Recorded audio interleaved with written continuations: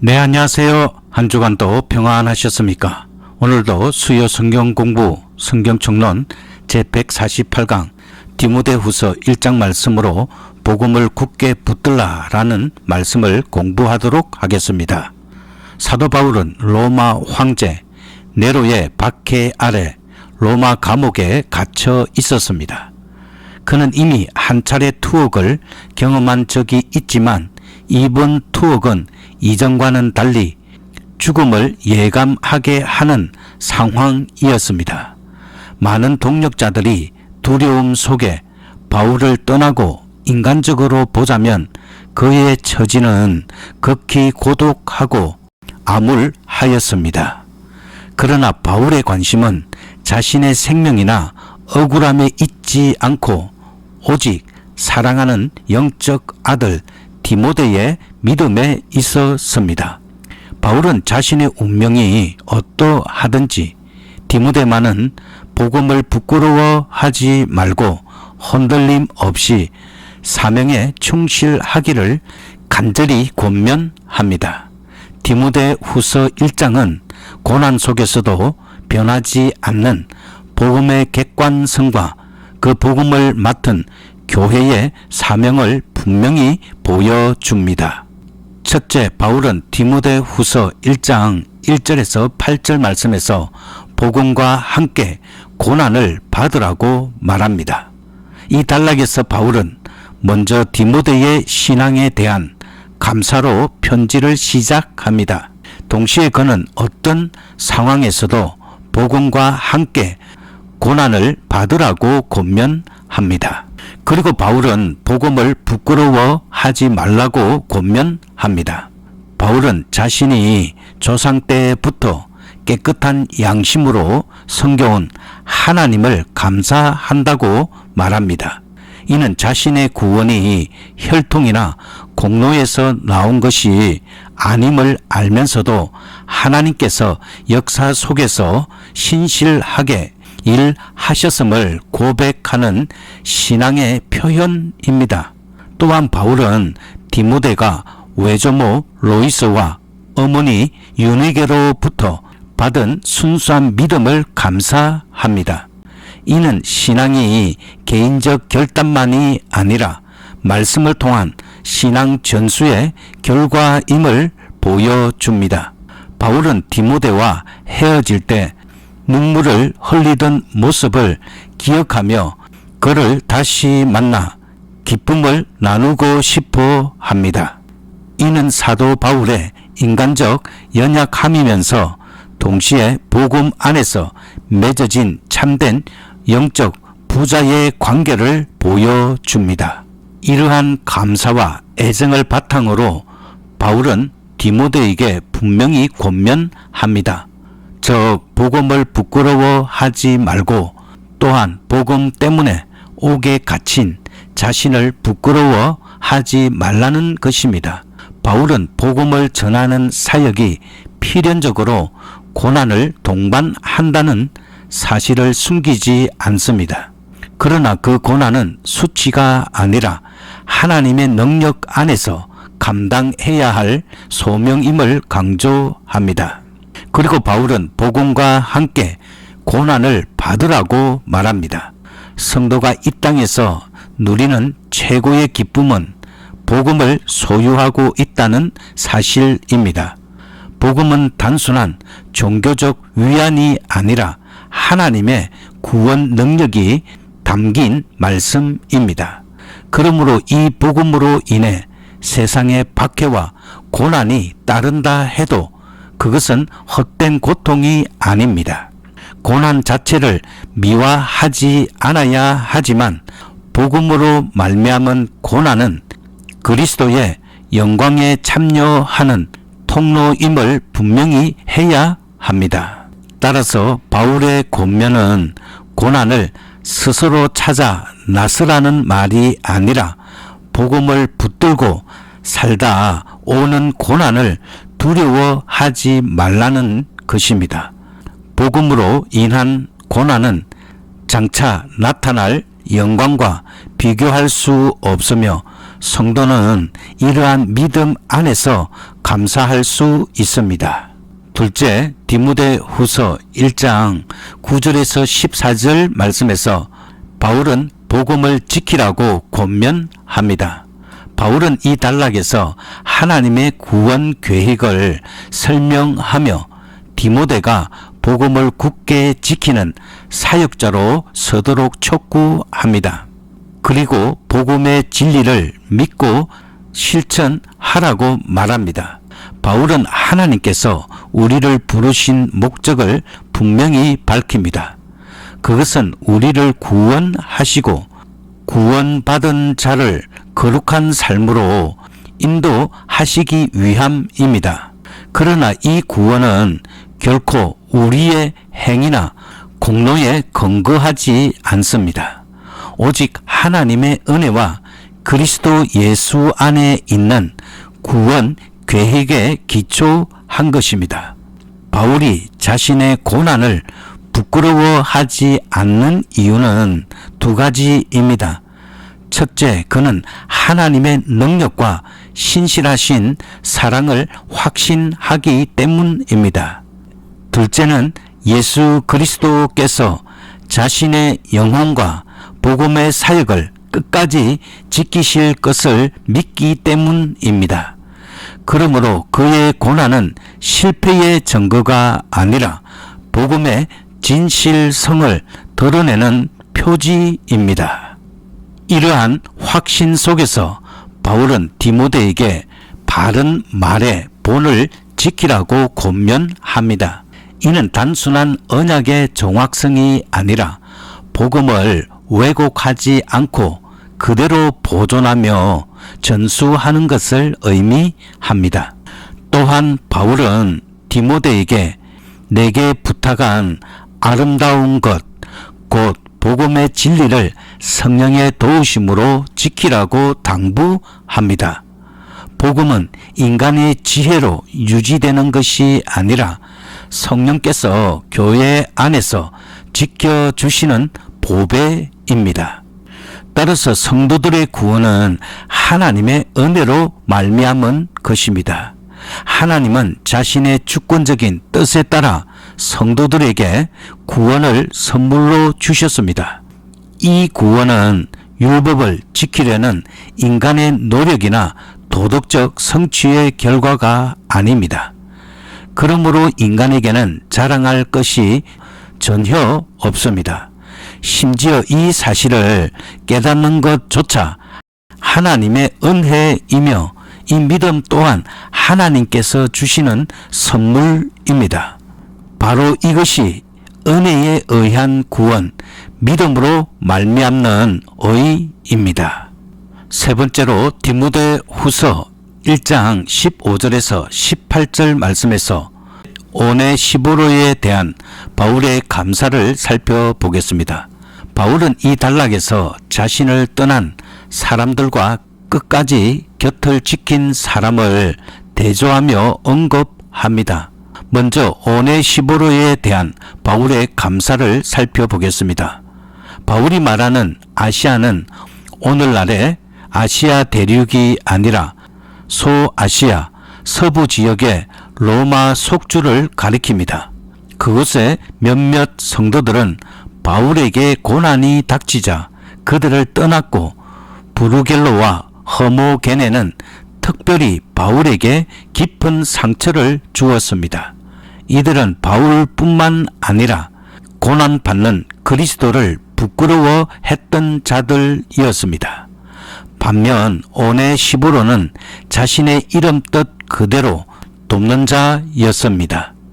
그는 바울의 전도로 주님을 영접한 사람이었고 바울이 로마 감옥에 갇혔을 때 위험을 무릅쓰고 그를 찾아갔습니다.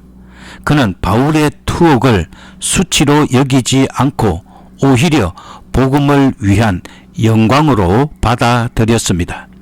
오네시보로는 바울을 위로하고 격려하며 실제적으로 도움을 제공함으로써 복음의 동력자가 무엇인지를 몸소 보여주었습니다. 따라서 우리의 삶은 돕는 자가 되어야 합니다. 출애굽기에서 아말렉과의 전쟁 중 모세의 손이 내려올 때마다 전세가 불리해졌지만 아론과 훌이 그의 손을 붙들어 줌으로써 승리가 가능했습니다. 이처럼 하나님의 사역은 언제나 돕는 자들을 통해 완성됩니다.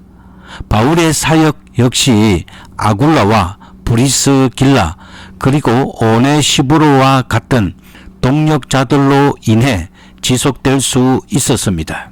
로마 감옥에 다시 갇힌 사도 바울은 다가오는 죽음을 앞두고도 흔들리지 않았습니다. 그는 마지막 유언과도 같은 마음으로 디모데에게 이 편지를 기록하였습니다. 바울의 메시지는 분명합니다. 복음을 굳게 붙들고 복음과 함께 고난을 받으라 라고 말하였습니다.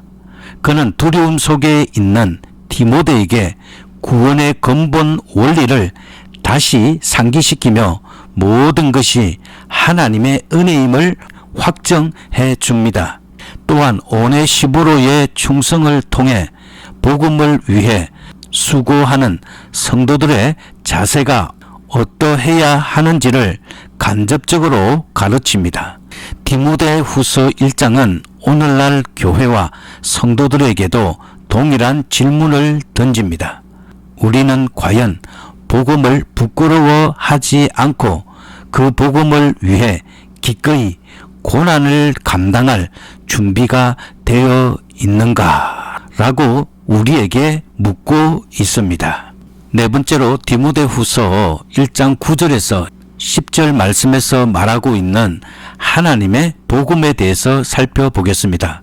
사도 바울이 복음을 설명할 때 사용한 핵심 표현은 하나님이 우리를 구원하사라는 선언입니다. 이 표현은 복음의 출발점이 인간이 아니라 하나님 자신에게 있음을 분명히 합니다. 바울에게 있어 복음에 대해 말한다는 것은 곧 구원에 대해 말하는 것이며 구원을 떠나 복음을 논하는 것은 불가능합니다. 복음이란 정확히 말해 구원의 기쁜 소식, 곧 우리 구주 그리스도 예수에 관한 좋은 소식입니다. 이 복음은 예수 그리스도의 탄생 때 천사들에 의해 큰 기쁨의 좋은 소식으로 처음 선포되었고 사도들과 초대교회는 이를 복음의 본질로 받아들였습니다. 바울 역시 이 점에서 결코 흔들림이 없었습니다. 그는 비시디아 안디옥에서 복음을 이 구원의 말씀이라고 불렀고 빌립보에서는 복음을 구원의 길로 선포하였습니다. 또한 에베소 교인들에게는 복음을 너희의 구원의 복음이라 칭하였습니다. 이처럼 바울에게 있어 복음은 언제나 하나님의 변함없는 선물로서의 구원이었으며 성도들에게 참된 기쁨을 주는 소식이었습니다. 이 점에서 우리는 복음을 인간의 종교적 체험이나 윤리적 개선이 아니라 하나님께서 그리스도 안에서 이미 이루신 구원의 객관적 선포로 이해합니다. 다섯 번째로 구원의 특성은 다음과 같습니다. 바울은 우리를 구원하사 그리고 거룩하심으로 부르신 부름은 그리고 생명과 썩지 아니할 것을 덜어내셨다는 세 가지 표현을 함께 사용합니다. 이 세 표현은 구원이 단순히 죄 사함에만 국한되지 않고 하나님의 구속 사역 전체를 포괄하는 개념임을 보여줍니다. 하나님은 우리를 구원하셨고 동시에 거룩한 부르심으로 부르셨습니다. 이는 곧 하나님께서 우리를 죄에서 건져내는 데서 멈추지 않으시고 거룩함을 향해 살도록 부르셨다는 뜻입니다. 이는 칭의와 성화의 분명한 구별과 올바른 연결로 설명됩니다. 칭의는 그리스도를 통해 단번에 주어진 죄 사함과 의롭다 하심이며, 성화는 동일한 은혜 안에서 성령께서 우리를 점진적으로 변화시키는 사역입니다. 따라서 구원은 하나님께서 그의 백성을 의롭게 하시고 거룩하게 변화시키시며 마지막 날에는 영화롭게 하시는 하나님의 전인격적, 전역사적 뜻을 담은 웅대한 개념입니다. 하나님은 먼저 그리스도를 통하여 우리의 죄를 용서하시고 우리를 의인으로 받아들이십니다. 그 후 성령을 통하여 이 땅에서 우리를 변화시키시며 마침내 새 하늘과 새 땅에서 새 몸을 입고 그리스도와 같이 되게 하십니다. 여섯 번째, 구원의 원천에 대해서 살펴보겠습니다. 이처럼 크고 완전한 구원은 어디에서 비롯되었는가? 바울은 분명히 답합니다.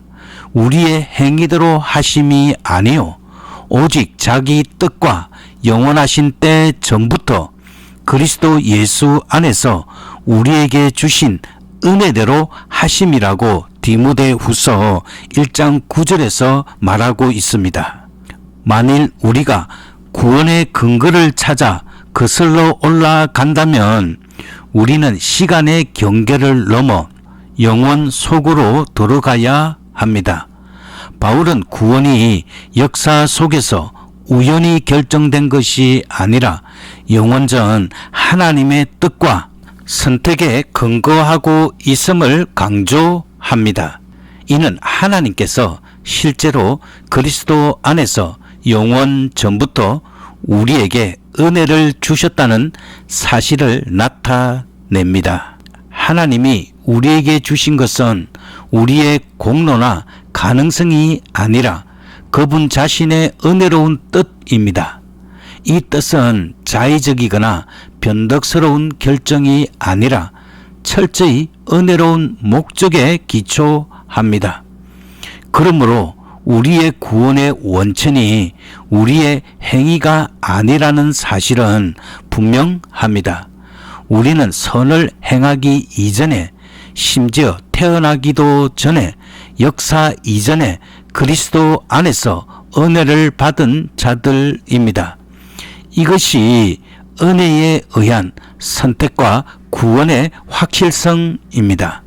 하나님의 복음은 인간의 행위에서 나오지 않고 영원전 하나님의 은혜로운 뜻에 근거하며 역사 속에서 예수 그리스도의 나타나심으로 확정된 구원의 능력 있는 소식입니다.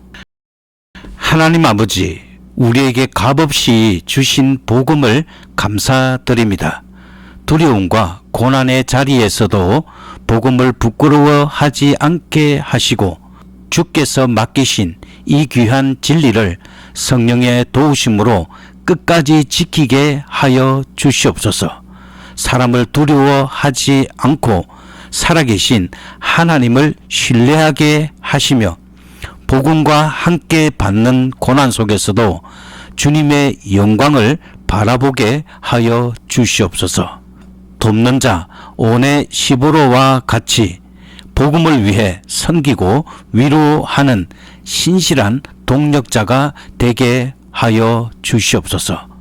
우리 주 예수 그리스도의 이름으로 기도드립니다. 아멘.